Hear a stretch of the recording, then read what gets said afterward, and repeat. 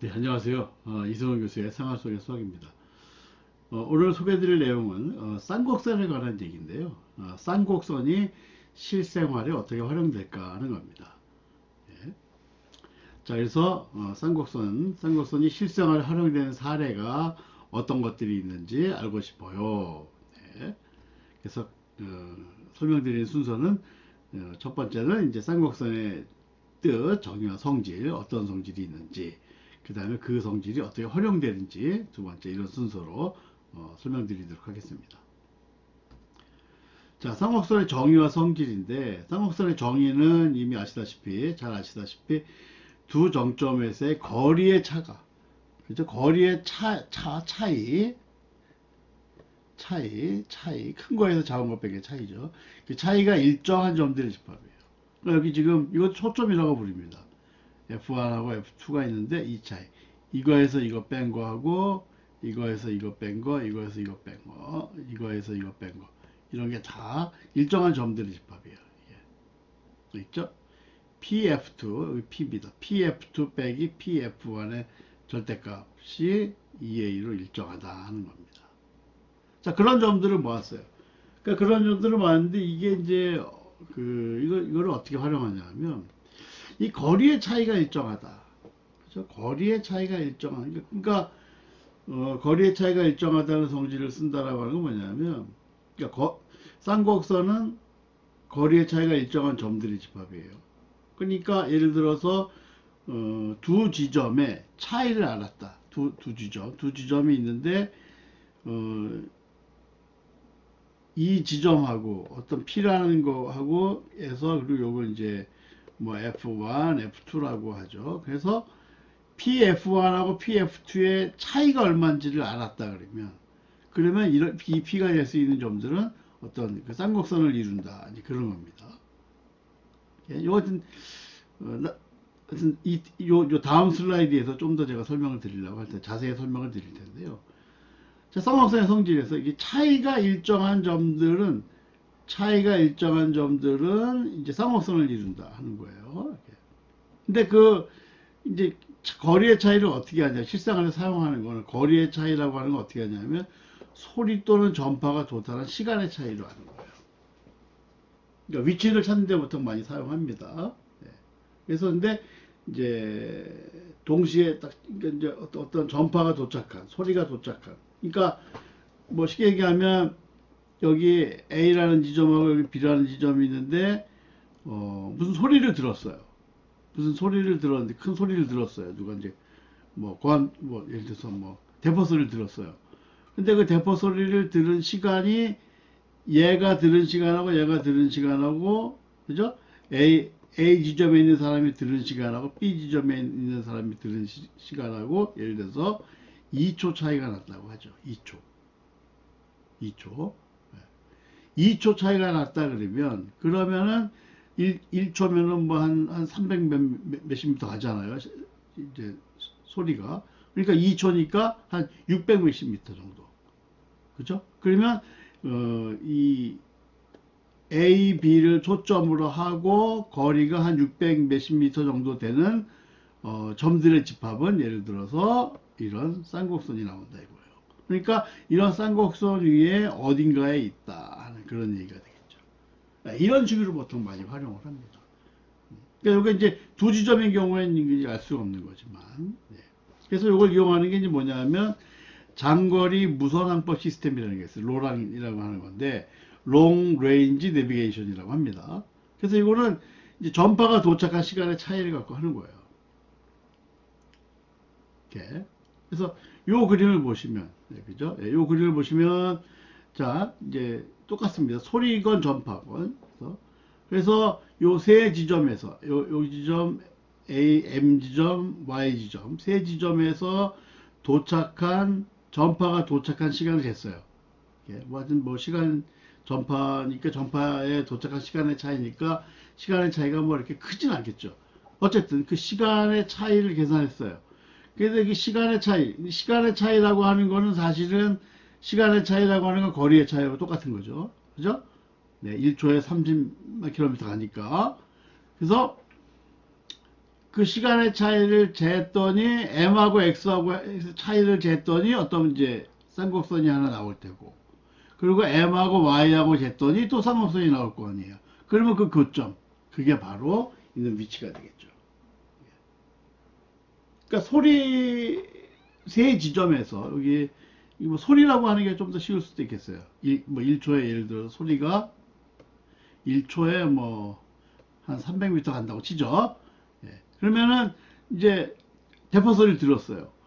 그래서 M하고 요거하고 재는 게 예를 들어서 2초 차이 나고 M하고 Y하고 했더니 요게 예를 들어서 3초 차이가 났다. 그렇죠? 그러니까 뭐 이제 누가 빨리 듣고 빨리 도착하고 누가 늦게 도착하고 이런 게 있을 거 아니에요. 했더니 그러면 M하고 X하고 차이가 2초만큼 차이가 난다 그랬으니까 쌍곡선이 이렇게 나올 테고, 그죠?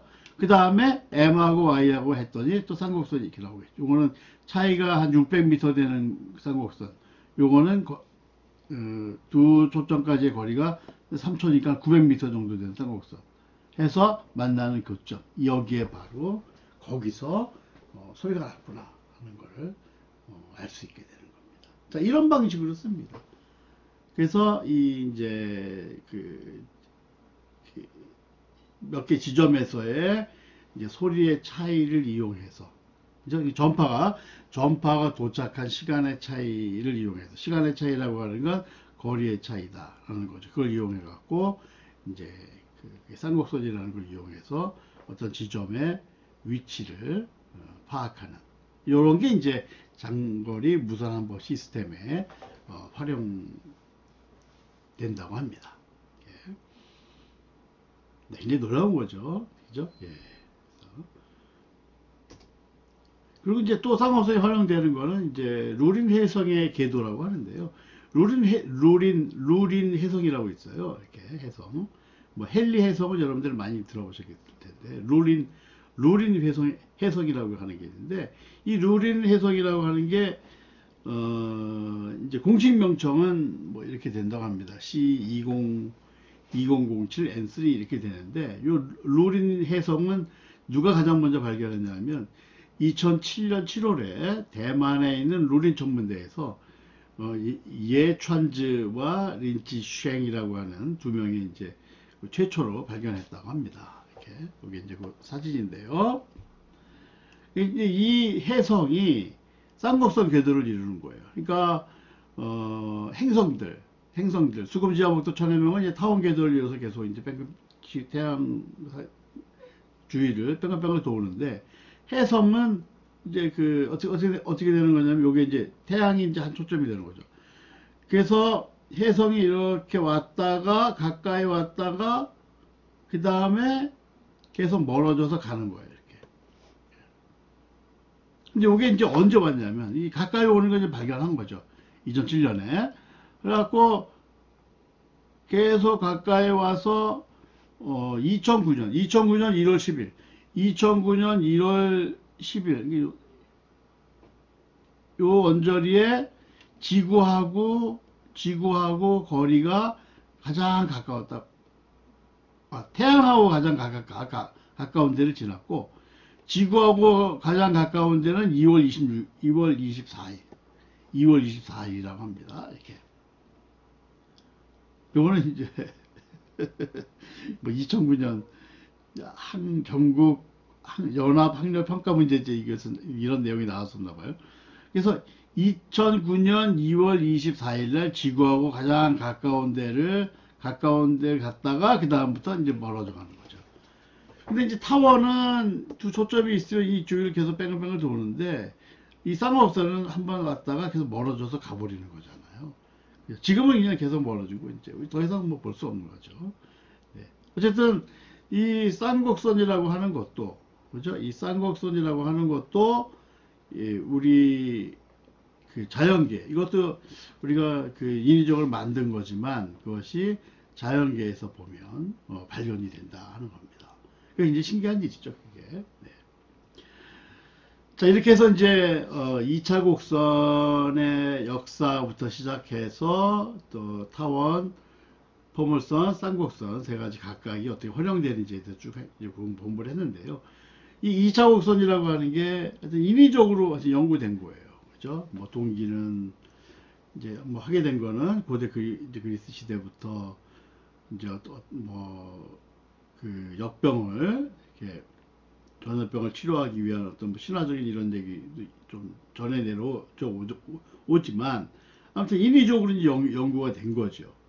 그런데 그 연구된 것이 또 그 좋은 성질들이 있어, 아주 독특한 성질들이 있어갖고 그 성질을 이용해서 일상생활에 널리 활용되고 있는 거고.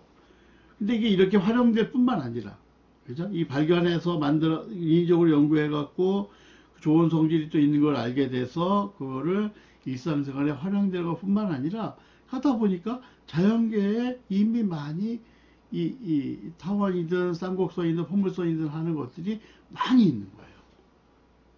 인위적으로 만든 건데 이미 그런 것들이 막 있는 거예요. 그러니까 그런 게 참 자연계에서도 이런 것들이 많이 발견된다는 거는 진짜 이건 신기한 일이다. 예, 그죠? 예. 이미 자연계에 있는 것 그런 게 그죠?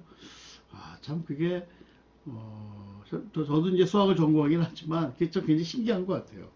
이렇게 어떤 수학적인 논리나 또는 수학적인 뭐 어떤 인위적인 또 그런 거에 의해서 어떤 것들을 이제 그 생각해서 연구를 하고 그랬는데 그것이 자연스럽게 발견되는 걸 보면 굉장히 어떤 신비한 이런 것들을 좀 많이 느끼게 됩니다. 경이로움 같은 거, 그죠? 그러니까 우리가 이렇게 그 인위적으로 뭘 상상해서 또 논리에 의해서 어떤 걸 만들어내고 찾아내고 하는 것들이 결코 인위적인 게 아니고 이제 자연스러운 것이 자연스러운 것이라는 그런 반증인데 그런 예들이 굉장히 많은 것 같습니다. 네, 아무튼 네 개의 동영상을 통해서 이게 2차 곡선에 대해서 쭉 이제 설명을 드렸는데요. 도움이 좀 되셨으면 좋겠습니다. 네, 그럼 이것으로 해서 마치도록 하겠습니다. 수고하셨습니다.